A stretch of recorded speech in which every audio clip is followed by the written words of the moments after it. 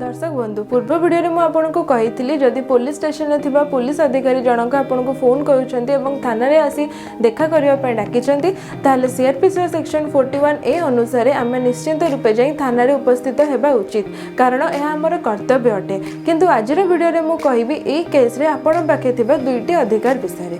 प्रथम अधिकार जदि पुलिस अधिकारी जनक पर्सनल नंबर आपको कॉल करुँच police station register number phone करने आप डिमांड करें। सेकेंड अधिकार जिते पुलिस अधिकारी जनक आपको थाना को देखा करने डाकती सीआरपीसी सेक्शन 41A अंडर आपण ना गोटे नोटिस इश्यू होता है। जदि से नोटिस पाई ना आपको मिलना ताले थाना को जावा पूर्व से नोटिस डिमांड करें से नोटिस पुलिस अथॉरिटी इंचार्ज का सिग्नेचर रही दरकार।